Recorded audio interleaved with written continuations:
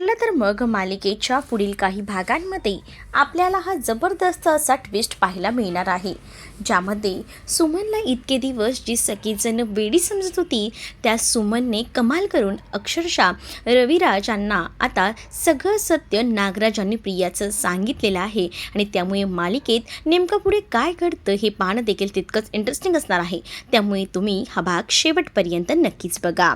खरं तर आता त्या एक्सपोला प्रियाला सायली आणि अर्जुनला पाठवायचं नसतं, त्यामुळे ती प्रतिमाला टार्गेट करून आता तिच्यावरच काहीतरी इजा करायची, जेणेकरून सायली आणि अर्जुन प्रतिमामध्ये बिझी राहतील. हा प्रियाचा प्लॅन होता आणि प्रिया त्या प्लॅनप्रमाणे वर्क करून नागराजला आपल्या हाताशी घेते आणि नागराजला प्रतिमाला इजा पोचवायला सांगते, जेणेकरून सायली आणि अर्जुन प्रतिमामध्ये बिझी राहतील. तर आता प्रियाने सांगितल्याप्रमाणे नागराजला सुद्धा आता या सगळ्याची मलाई खायची असते आणि म्हणूनच नागराज जो असतो तो आता या प्लॅनमध्ये प्रियाच्या सहभागी होतो आणि तो ठरवतो की या सगळ्याचा त्रास जो आहे तो प्रतिमाला द्यायचा. त्यामुळेच आता प्रतिमाला कशामुळे टार्गेट करता येईल तर त्या आगीमुळे. त्याला माहिती असते की तिच्या भूतकाळात आगीचा काहीतरी संबंध आहे आणि त्या आगीमुळेच तिला मला टार्गेट करता येणार आहे आणि म्हणूनच तो आता ठरवतो की ती आग तिथे लावायची आणि तिला त्या आगीजवळ न्यायचं. मग कामच तमाम, आपल्याला जे हवं आहे ते साध्य करता येईल असंच नागराजचं म्हणणं असतं.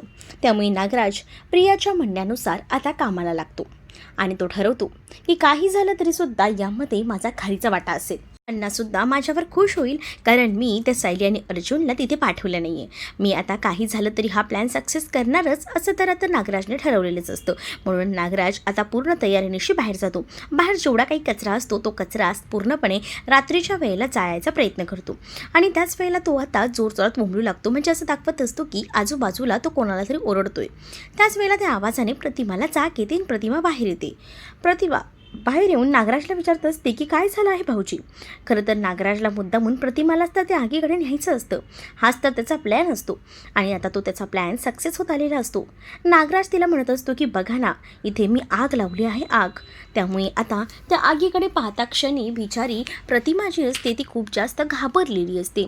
प्रतिमा त्या आगीकडे पाहते तेव्हा तिला भूतकाळातल्या त्या आगीसोबत घडलेल्या तिच्या त्या वेदनादायी घटना आठवू लागतात आणि त्यामुळे ती आता जोरजोरात ओरडू लागते.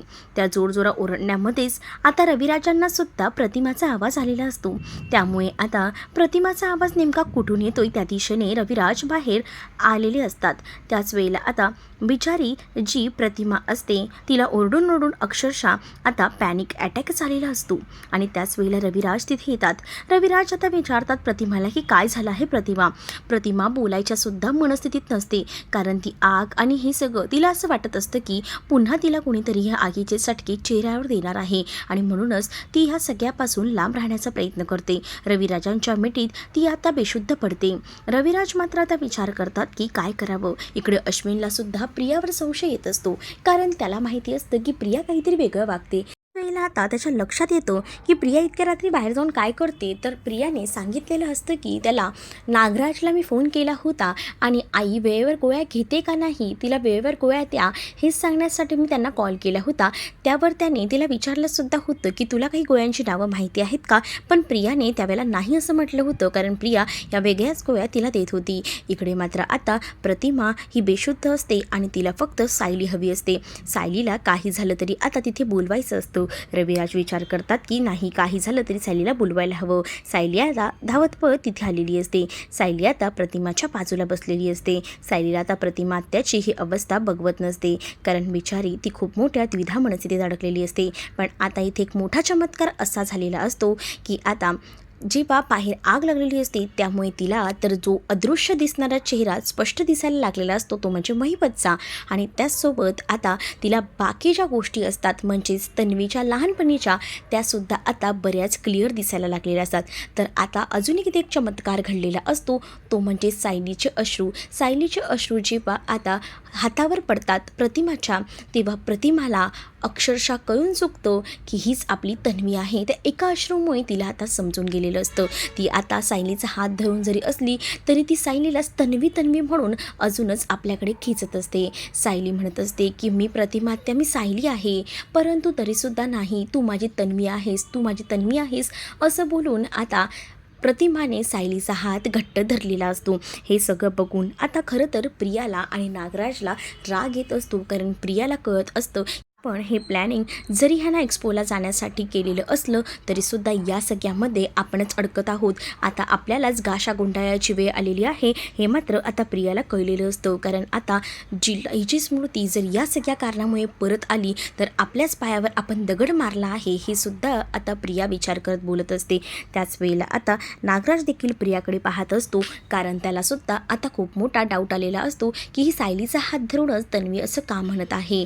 त्याच वेळेला आता इकडे मात्र रविराज म्हणत असतात की काही झालं तरी डॉक्टरांना तर बोलवायलाच लागेल, जरी शुद्धीवर नाही आली तर. सायली म्हणत असते की काका तुम्ही काळजी करू नका, नक्कीच प्रतिमा त्या शुद्धीवर येतील. मी देवाकडे प्रार्थना केली आहे आणि प्रतिमा त्या शुद्धीवर आल्या की आम्ही तेव्हाच मग निघू, तोपर्यंत आम्ही इथेच थांबू असं देखील आता सायली जी आहे ती बोलत असते आणि प्रतिमा त्याच्या बाजूला बसून असते. त्याच वेळेला आता प्रियाच्या डोक्यात विचार सुरू असतात, मी हे सगळं तर केलेलं आहे पण हे सगळं आता माझ्यावरच उलटतंय की काय, कारण सायलीचा हात धरून ती बाई तन्वी जर तिला बोलत असेल ना तर या बाईचा आता नेमका काय हेतू आहे हिचा सोक्षमोक्ष तर आपल्याला लावायलाच लागेल असं देखील तिच्या डोक्यात सुरू असतं. तर इकडे मात्र सायली बिचारी प्रतिमाला उठवायचा प्रयत्न करत असते आणि त्याच वेळेला आता प्रतिमा डोळे उघडून इकडे तिकडे पाहत असते आणि त्याच वेळेला आता प्रतिमा शुद्धीवर आलेली असते, त्यामुळे सायलीला खूप जास्त आनंद झालेला असतो.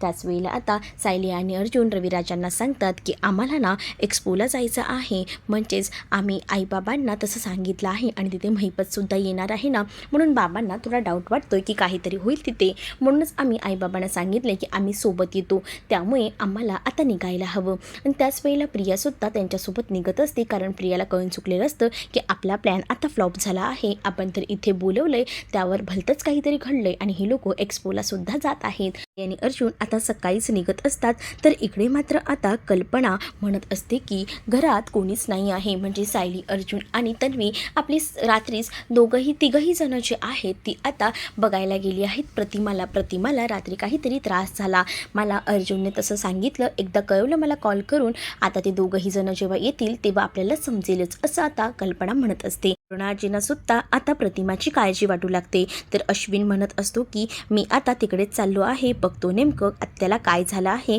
कारण काल रात्री मला जमलं नाही, मी प्रियाला पाठवून दिलं आहे असं देखील तो म्हणतो. त्याच वेळेला आता पूर्णाजी सांगत असते, अश्विन जरा बघ काय झालं आहे माझ्या मुलीला, एक संपलं का एक माझ्या मुलीच्या मागे लागतच राहतं असं देखील पूर्णाजी म्हणतात.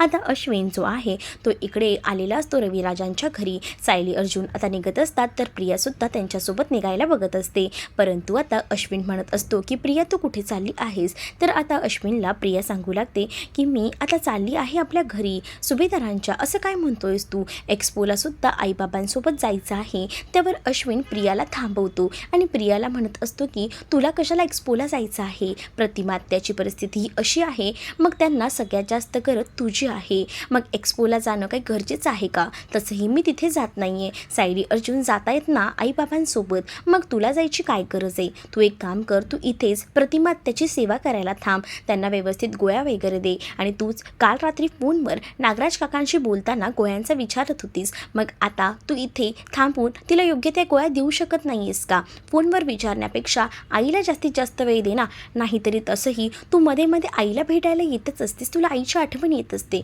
मग आता इथे तू का थांबत नाही आहे, आईची एवढी परिस्थिती नाजूक असताना सुद्धा असं अश्विन बोलू लागतो प्रियाला. त्यामुळे प्रियाचा नाईलाज होतो, प्रियाला काही झालं तरी आता एक्सपोला जाता येणार नाही हे तिला सरळ सरळ कळलेलं असतं.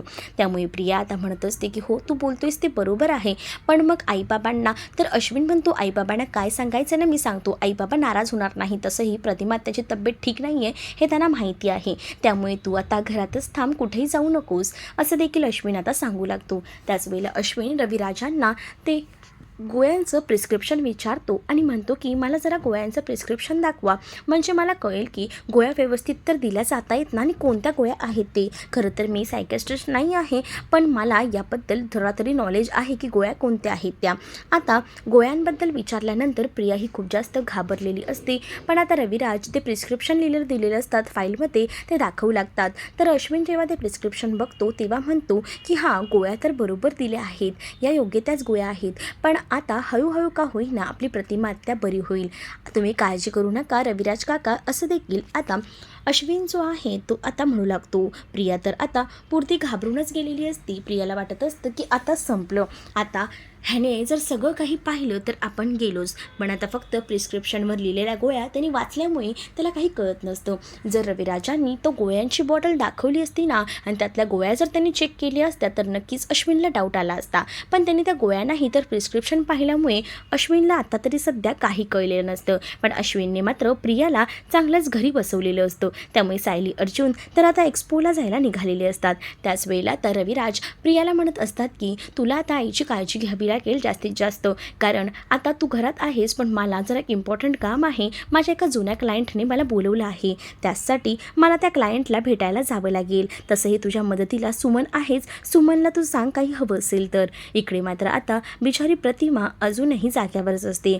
तिला सगळ्या काही जुन्या गोष्टींचा थोडा थोडा का होईना अदृश्य असा भास होत राहत असतो. तर इकडे आता एक्सपोच्या जाग्यावर महिपत आणि साक्षी आधीच येऊन हजर असतात. एवढ्यातच तिकडे आता आलेली असतात ते म्हणजे प्रतापराव आणि कल्पना. प्रताप आणि कल्पनाला एकत्र आलेलं पाहून महिपत म्हणत असतो की हे दोघं आले, छोटे सुभेदार आलेले नाहीत, मग आता यांना तर जाऊन भेटावंच लागेल. आणि असं बोलून आता त्या दोघांनाही भेटायला तिथे आता मुद्दामून महिपत येतो आणि महिपत हातमिळवणी करण्याचा प्रयत्न करत असतो आणि म्हणत असतो की तुमचं या एक्सपोमध्ये वेलकम आहे. आणि असं बोलून हात मिळवायला जाणार तेथंच अर्जुन येतो आणि अर्जुन त्या महिपतचा हात मिळवतो. अर्जुनने महिपतचा हात मिळवणी केल्याबरोबर महिपतला काय बोलावं समजतच नाही. महिपत तर अर्जुनकडे पाहतच राहतो. पण आता अर्जुन महिपतला चांगलंच शब्दात म्हणू लागतो की काही झालं तरी आम्ही ह्यांच्या पाठीशी कायम खंबीरपणे आहोतच उभे राहिला. तर इकडे मात्र आता महिपत पुरता घाबरलेला असतो, कारण त्याला असं वाटत असतं की या चिचुंद्रेने आपलं काम व्यवस्थित केलं असेल आणि त्यामुळेच हे अर्जुन आणि त्याचसोबत सायली काय इथे येणार नाही. पण आता ते दोघंही जण इथे आलेले बघून मात्र आता महिपतला चांगलाच घाम फुटलेला असतो. त्याच्यासमोर काय आता वाढून ठेवले याची त्याला जास्त भीती वाटत असते. तर इकडे रविराज सुमनला म्हणत असतात की मी जरा माझ्या क्लायंटला भेटून येतो, तोपर्यंत इथे आपली तन्वी आहेच प्रतिमावर लक्ष ठेवायला, पण तरीसुद्धा तू सुद्धा अधूनमध्ये प्रतिमाकडे लक्ष ठेवत जा, असं देखील सांगितलं असतं. तर इथे मात्र तन्वी म्हणत असते की बाबा तुम्ही जाऊन या, मी आहे ना आईकडे, तुम्ही काळजी करू नका. तर इकडे नागराज आणि प्रिया यांच्या दोघांच्याही खानाखुणा सुरू असतात. आता नागराज आणि प्रियाने त्या गोळ्यांना आजच आणायचं असं ठरवलेलं असतं. तर इकडे मात्र नागराज आणि प्रिया दोघंही जण आता रविराज गेल्याबरोबर प्लॅनिंग करत असतात. नागराज प्रियाला म्हणत असतो की आता हिच्या मेमरीचा जास्त वापर होत चाललेला आहे, म्हणजेच काल ती कचरा बनवत होती आणि ती जुनं गाणं गुणगुणत होती. तुला माहिती आहे का, तिला ते भूतकाळात सुद्धा ते गाणं होतं ते आता आठवायला लागलेलं आहे. आणि त्याचसोबत कालही तू बघितलंस ना, सायलीचा हात धरला तेव्हा ती सायलीला तन्वी म्हणत होती. बरं झालं पण कोणाला इतकं लक्षात आलं नाही. जर कळलं असतं ना तर खूप मोठा प्रॉब्लेम होईल. तुला ना हळूहळू का होईना या घरातून बाहेर पडावंच लागेल असं मला तरी वाटतंय, कारण आता जर तिला थोडं थोडं आता दिसतंय तर पुढे जाऊन नक्कीच त्याचा प्रभाव चांगला दिसेल. आणि जर तिला सगळं आठवायला लागलं ना तर ती तुलासुद्धा चांगलंच घराबाहेर काढेल आणि सायलीलाच तन्वी बनून या घरात आणेल. मग बघ तुझं काय करायचं आहे. तुला किती दिवस सांगतोय मी गोळ्यांचं, अजूनही तू त्या गोळ्या आणलेल्या नाही आहेस. आता लगेचच प्रिया त्या मुलाला फोन करते, म्हणजे त्याच्या मित्राला, आणि त्या गोळ्या मागवून घेते. आणि कसल्या गोळ्या असतील तर इथे मात्र सुमन ह्या दोघांचंही बोलणं ऐकत असते. सुमन विचार करते की दोघं कोणत्या गोळ्यांबद्दल बोलत आहेत. त्याच वेळेला प्रिया आणि त्याचसोबत नागराज दोघंही जण म्हणत असतात की त्या गोळ्या आणल्या ना की आता आपलं काम होईलच जाईल, म्हणजे तिची मेमरी येण्याऐवजी तिची मेमरी पूर्णपणे भ्रष्ट होऊन जाईल, असं आता प्रिया बोलून जाते. आणि प्रियाचं हे वाक्य सुमन चांगलंच लक्षात ठेवते. सुमनने आता हे वाक्य ऐकल्यामुळे सुमनच्या पायाखालची जमीनच सरकते. सुमन विचार करते की ही तन्वी असं का करते, पण ही तन्वी जे काही करते ते खूप जास्त चुकीचं करते. सुमन आता घाबरलेली असते, कारण सुमनला आता नागराज आणि प्रियाने पाहिलेलं असतं. तर आता सुमनला लगेच नागराज आणि प्रिया म्हणतात तू काय आमचं बोलणं चोरून ऐकत होतीस का. नागराजला सुमन घाबरते, पण सुमन म्हणते की नाही, मी तुम्हा दोघांकडे यासाठी आली होती की तुम्हाला काही हवं आहे का विचारायला. मी जीवनाच्या लग्नाच्या तयारीला लागते, मग तुम्ही परत म्हणाल की माझ्यासाठी हे केलंस आणि ते केलं नाहीस, हेच विचारायला मी आले होते, असं बोलून सुमन विषय बदली करते. तर आता नागराज आणि प्रियालासुद्धा असं वाटतं की ही सुमन काय वेडी आहे, हिने काय ऐकलं नसेल, म्हणूनच तिला वेड्यात काढण्याचं काम ह्या दोघांचं सुरू असतं. परंतु आता सुमनने सगळं बोलणं ऐकलेलं असतं, त्यामुळे आता सुमन विचार करते की काही झालं तरीसुद्धा ही गोष्ट रविराज भाऊजींना सांगायला हवी, कारण या दोघांनी मिळून जर काही केलं ना वहिनींना तर काय प्रॉब्लेम होऊ शकतो हे सुद्धा माहिती आहे. कारण बिचारा वहिनी आता कुठे या सगळ्यातून बाहेर येत आहेत आणि त्याच वेळेला जर त्यांची बुद्धी पुन्हा एकदा भ्रष्ट करायचा ही लोक गोळ्या देऊन विचार करतायत, याचा अर्थ प्रतिमा वहिनींना ही लोक कधीही बरं न करण्याचाच विचार करत आहेत. पण हे आता रविराज भाऊजींना हळूच मला सांगायला हवं असं देखील आता ती ठरवते. आणि त्याच वेळेला रविराज जेव्हा पुन्हा येतात तेव्हा रविराजांना सुमन म्हणत असते की भाऊजी मला जरा तुमच्याशी बोलायचं आहे. रविराज म्हणत असतात बोल ना सुमन, काय झालं आहे, तू तर माझ्या बहिणीसारखी आहेस, तुला काही अडचण आहे का सांग मला. तर सुमन म्हणत असते की भाऊजी मला माहिती आहे आतापर्यंत तुम्ही मला काहीच कमी पडू दिली नाही, माझ्या मोठ्या भावाप्रमाणे माझी तुम्ही काळजी घेतली, तसंच मला आता माझ्या बहिणीचं कर्तव्य निभवायचं आहे. ते म्हणजे तुम्हाला एक गोष्ट सांगायची आहे, नागराज आणि आपली तन्वी हे दोघंही मिळून कोणत्या तरी गोळीबद्दल बोलत होते, त्यांना ती गोळी आपल्या प्रतिमा वहिनींना द्यायची आहे. त्यावर रविराज म्हणतात कोणत्या गोळीबद्दल, काही ऐकलंस का तू. मग आता ती तन्वी जी आहे ती नक्कीच काहीतरी विचार करते वाटतं आपल्या प्रतिमा आईला बरं करण्याचा. पण आता सुमन म्हणत असते की नाही भाऊजी, ती लोक असं म्हणत होते की आपल्याला बुद्धी भ्रष्ट करायची आहे, तिची मेमरी यायला नको, यासाठी आपण ह्या गोळ्या तिला द्यायच्या, असं देखील ते दोघंही जण म्हणत होते. हे मी ऐकलं आहे. सुमनने आता हे सगळं सांगितल्यानंतर रविराजांना तर खूप मोठा धक्काच बसतो. रविराज आता पाहतच राहतात. रविराज म्हणत असतात की तू हे सगळं काय बोलतेस, ही सगळी गोष्ट खरी आहे का. तर आता तेवढ्यातच नागराज तिथे आलेला असतो, तर ते दोघंही जण विषय बदली करतात आणि आता दुसऱ्या ह्याच्यामध्ये जातात. आणि त्याच वेळेला आता हे सगळं काही झाल्यानंतर पुढे आपल्याला आता पाहायला मिळतं की इकडे जी प्रतिमा असते तिलासुद्धा कळून चुकलेलं असतं की आपल्याला कोणत्या तरी दुसऱ्याच गोळ्या देणार आहे. त्यामुळे आता रविराजांनी सुद्धा ठरवलेलं असतं की याकडे विशेष लक्ष द्यायचा, म्हणजे आता जरी प्रिया किंवा नागराज गोळ्यांच्या बहाण्याने प्रतिमाजवळ आले तर आधी गोळ्यांचं चेकअप करायचं असं तर ठरलेलंच असतं. त्यामुळे आता रविराज डोळ्यात तेल घालून लक्ष द्यायचं ठरवतात. त्यानंतर आता रविराज कामासाठी म्हणून थोडंसं बाहेर जात असतात, हॉलमध्ये बसलेले असतात आणि त्याच वेळेला आता गोळ्यांची वेळ झालेली असते. प्रतिमा आपल्या रूममध्ये बेडवर बसलेली असताना प्रतिमाला गोळ्या द्यायची वेळ आलेली असते आणि त्यामुळे नागराज आता प्रियाला सांगत असतो की चल आता हीच ती वेळ आहे तिला गोळी द्यायची, एक नाही तर 2 गोळ्या तिला दिल्या पाहिजेत, जेणेकरून तिची जी काही मेमरी परत येत आहे ना ती नाही यायला पाहिजे, हळूहळू ती सगळं काही विसरायला पाहिजे, असं आपल्याला ह्या गोळीने करायचं आहे. आणि यावेळेला तू जास्त पावरची गोळी मागवली आहेस ती बरंच झालं. आता त्यानंतर आता प्रिया जी असते ते दूध आणि त्यासोबत ती गोळी घेऊन गेलेली असते आणि ती आता प्रतिमाला गोळी द्यायला जाते. तर प्रतिमा म्हणत असते की अगं तू कशाला देतेस, बाबा देतील ना. परंतु आता प्रतिमाला प्रिया म्हणत असते की अगं आई मी आता इथे आहे तर तुझी काळजी घेते ना, म्हणूनच तुला काळजीने औषधं द्यायला आली आहे, तर घे ना ही औषधं. आणि असं बोलून ती गोळ्या देत असते. त्याच वेळेला रविराज तिथे येतात आणि प्रियाला थांबवतात. प्रिया खूप जास्त घाबरलेली असते. प्रिया म्हणते की काय झालं बाबा, मी आता आईला गोळ्या देत होते, आई बघा ना गोळ्या घेत नाही आहे. रविराज म्हणतात की तू कशाला गोळ्या द्यायला आली, मी दिल्या असत्या ना. तर मुद्दामूनच ते म्हणत असतात. तर प्रिया जी आहे ती म्हणत असते की बाबा मी इतकं तर आईसाठी करूच शकते ना, आईला ह्या गोळ्या देते म्हणजे आई गोळ्या घेऊन आराम करेल. पण आता रविराज म्हणत असतात की मला जरा त्या गोळ्या दाखव, कोणती गोळी तू देतेस ती. त्यावर आता प्रिया ही खूप जास्त घाबरलेली असते, कारण रविराजांना गोळी दिली आणि रविराजांनी ती गोळी पाहिली तर खूप मोठा प्रॉब्लेम होऊ शकतो. तरीसुद्धा रविराज आता प्रियाचं ऐकत नाही, प्रियाकडे ती गोळी मागतात. तर प्रियाला नाईलाजास्तव ती गोळी त्यांच्या हाती द्यावी लागते. जेव्हा आता प्रिया ती गोळी देते तेव्हा ती खूप जास्त घाबरलेली असते, कारण ती गोळी दुसरी तिसरी कोणती नसून तिला ती जी गोळी द्यायची असते मेमरी लॉसची ती गोळी असते. जेव्हा ती गोळी ते हातात घेतात तेव्हा म्हणतात अगं ही तर गोळी नाही आहे, तू कोणती गोळी देतेस. तर आता प्रिया म्हणत असते की मी ह्या डबीतलीच गोळी देते, ही काय हेच औषध द्यायचं आहे ना. पण रविराज म्हणतात की नाही हे औषध नाही आहे, ही जरी बॉटल ती असली तरी ह्यातली गोळ्या ह्या नव्हत्या, वेगळ्या गोळ्या होत्या आणि तू कोणत्या गोळ्या देत आहेस या. त्याच वेळेला आता त्या गोळ्या ह्या वेगळ्या आहेत आणि ह्या गोळ्या वेगळ्या आहेत असं देखील आता रविराज प्रियाला म्हणत असतात. तर प्रिया म्हणते की नाही बाबा, हे तर इथे ठेवलं होतं ना, मी तेच देत आहे. पण आता रविराज प्रियाला थांबवतात आणि म्हणतात की आता बस झालं, खूप झालं तुझी नाटकं. मला माहिती आहे तू आईला कोणत्याच दुसऱ्या तरी गोळ्या देत होतीस, पण हे सगळं कशासाठी प्रिया, मला कळलंच पाहिजे तू ही सगळी नाटकं का करते आहेस. आणि तुला कळत नाही आहे का तुझ्या आईची तब्येत लवकर बरी व्हायला हवी आणि तिने तुला ओळखायला हवं असं वाटत नाही आहे का. त्याच वेळेला आता प्रिया जी आहे ती रडकुंडीला आलेली असते. तिला काय बोलावं काही कळत नाही. रविराज आता विचार न करता प्रियाचा थोबाड फोडतात, कारण त्यांनी आता प्रियाला रंगे हात पकडलेलं असतं.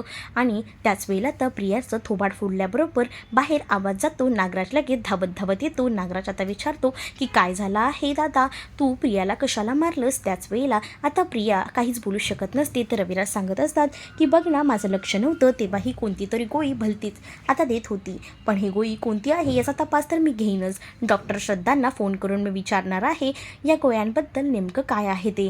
त्यामुळे आता प्रिया जी आहे ती खूप जास्त घाबरते. आता प्रिया हे सगळा प्रॉब्लेम कसा सॉर्ट आउट करेल हे पाहणं देखील तितकंच इंटरेस्टिंग असणार आहे. तुम्ही जर आपल्या चॅनलवर नवीन असाल तर आपल्या चॅनलला नक्कीच सबस्क्राईब करा. चला तर मग भेटूया पुढच्या भागामध्ये. तोपर्यंत टाटा बाय.